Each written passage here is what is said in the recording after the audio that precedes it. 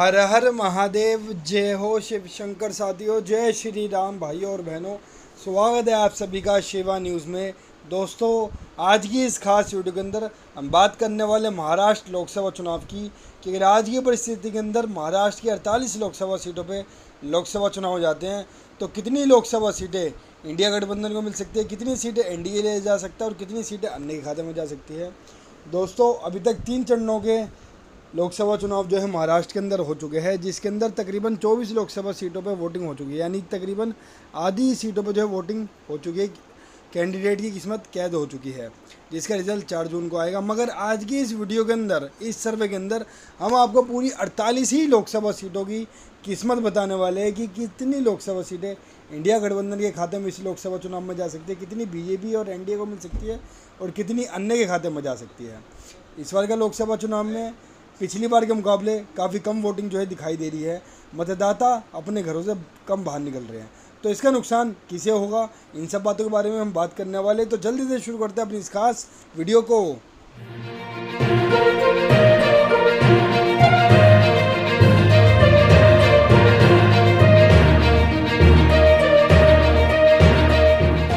तो दोस्तों, जल्दी से अपने इस महाराष्ट्र लोकसभा चुनाव के सर्वे को हम शुरू करते हैं। साथियों, ये सर्वे हमने पूरे महाराष्ट्र की 48 लोकसभा सीटों पर किया गया है, जिसके अंदर हमने 2.5 करोड़ लोगों की राय इस पूरे सर्वे के अंदर ली है। तो इस सर्वे के अंदर सबसे पहले हम आप सभी को बताने वाले वोट परसेंटेज कि किस पार्टी या किस गठबंधन को कितने फीसदी वोट इस बार महाराष्ट्र लोकसभा चुनाव में मिल सकते हैं। फिर बाद में हम आप सभी को बताएंगे सीटें। तो आइए हम सबसे पहले जानते हैं वोट परसेंटेज।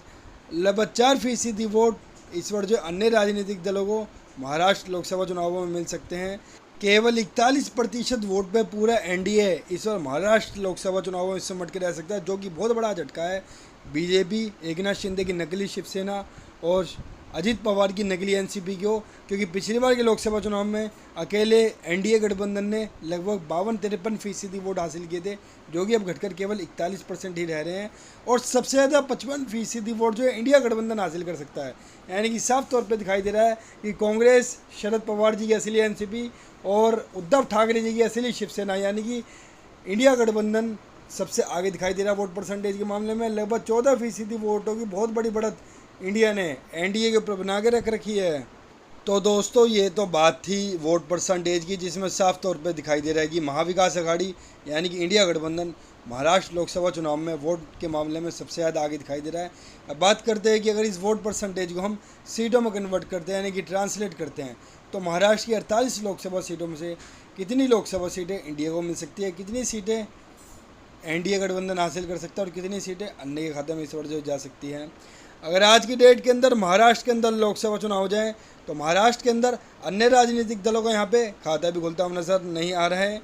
केवल 10 सीट पे पूरा एनडीए गठबंधन यानी कि भारतीय जनता पार्टी की अगुवाई वाला एनडीए इस बार सिमट के रह सकता है, जो कि बहुत बड़ा झटका है बीजेपी के लिए और पूरे एनडीए गठबंधन के लिए, क्योंकि पिछली बार के 2019 के लोकसभा चुनाव में महाराष्ट्र से एनडीए को 48 में से 41 लोकसभा सीटें मिली थी, जो कि अब घटकर केवल 10 पे सिमट के रह रही है, यानी कि 75% सीटों से भी ज़्यादा इस बार एनडीए को महाराष्ट्र से अकेले नुकसान हो सकता है। और सबसे ज़्यादा